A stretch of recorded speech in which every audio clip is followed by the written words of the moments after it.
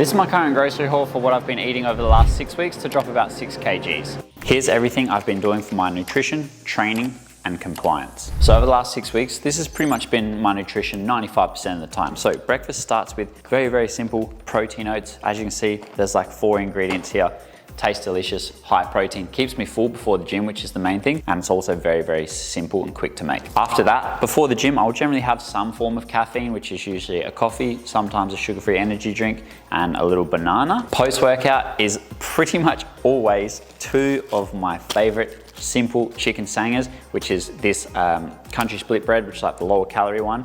Paired that with the Mount Barker ready to eat chicken breast. Any brand is fine if you want to do this. I personally just find just not cooking chicken breast is probably the most game-changing life decision I've ever made in the last 10 years. And I've made some big decisions, but that one is probably right up there. Simply pair that obviously with some salad and some Nando's Perinese sauce. After that, a few hours later, the pre-dinner snack I like to call it, very, very simple, an apple and a YoPro. Get a little bit more protein in, get in some fruit, and basically no prep, just keeps me going. And then for dinner, it's usually always some form of red meat, usually extra lean mince, sometimes steak, and then I will pair that with either rice, so a microwavable cup, because again, just saving time and convenience. If I do start to get very, very hungry, which I have the last few days, I will swap out the rice and bring in Spud Light potato, because you can literally have 3 times the amount of food volume for the same, if not less calories. So if you do get hungry, just little swaps like that, for example, Spud Light or even just normal white potato over rice or pasta, you're gonna feel way more full. Just pair that with some spicy pepper. It's pretty much like passata. And then I'll also have a side salad with that as well, just to add a bit more volume, get in some more nutrients. Very, very simple. And then lastly, for dessert, because of course, you know we're never skipping dessert, it's usually just a very, very simple low calorie ice cream. It's like 90 calories, just hits the spot, and then that's pretty much it. So as you can see, for a full day of eating, there's not that many ingredients here, and this is like 95% whole foods, non-processed. So I hit all my micronutrients, hit my protein target with ease, and I stay very full. And the most important thing, which is honestly probably where I see so many people go wrong and struggle to stick to their diet, is this is insanely simple and convenient.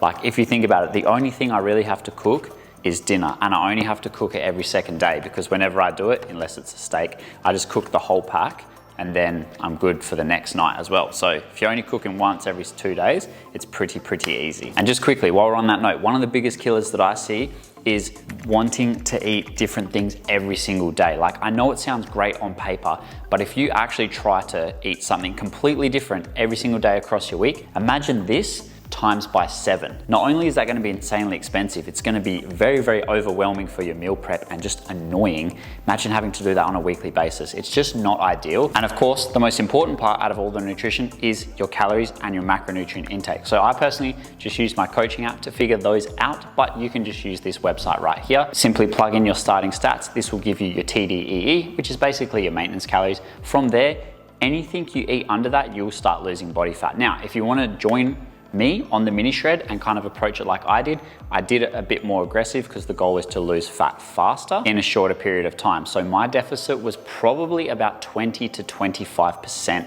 under that number. So for me, this started around 2,300 calories, then about halfway through, so week 3, I think it was, I adjusted to closer to 2,100, 2,200 calories, so only about 100, 150 calorie drop, but I also bumped my steps, which were about 6 to 7K, up to 10K. And that's pretty much the nutrition in a nutshell. I know that sounds pretty simple, but like I always say, it actually is quite simple, the basis of it, but that doesn't mean it's easy. Second is obviously the training. My training split and program over the last 6 weeks has been the exact same. It's been 3 upper bodies and 2 lower bodies. I'm hitting every muscle group twice a week, apart from back and arms are actually getting hit 3 times a week. Usually I would only hit every muscle group twice a week. This is something I wanted to experiment with, and honestly, I'm absolutely loving it, especially for arms. I don't know if I would say I'm noticing the difference, but I feel the difference. The main thing, if you are gonna try that, you just have to be mindful of your volume. So to give a super quick idea, on the 3 upper body days where I hit arms, on 2 of them, it'll only be 1 exercise for biceps, 1 exercise for triceps.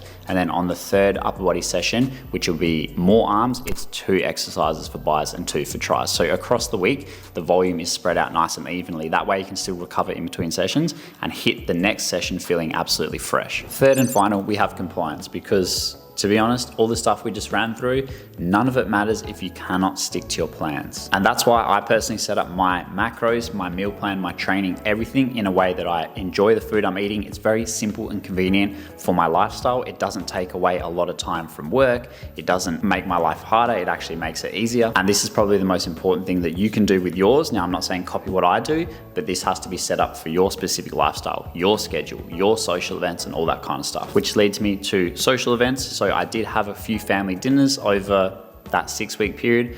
All I simply did was lowered the calories throughout the day. So I would just lower the amounts of my food, maybe take out that snack, which would have left a little bit of extra room for the family dinner. And then when I went to family dinner, I simply just made a smart choice of what food I ate, and I just didn't pig out. And the last thing that's helped to keep me on track for the past 6 weeks is knowing that I have a deadline of the time frame, and I also have a holiday lined up at the end of it. Now, not saying that you need a holiday lined up at the end of every cut. I mean, that is a pretty cool reward if you want to do it, but just having those deadlines, like, I don't think it matters.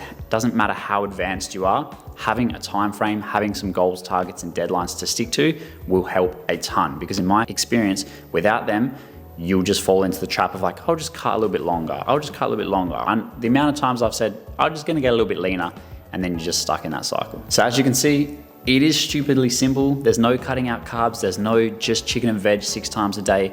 But simple doesn't mean easy. And if you like that video and you want more fat loss videos like this that are quite simplified in my opinion, I recommend checking out this one here.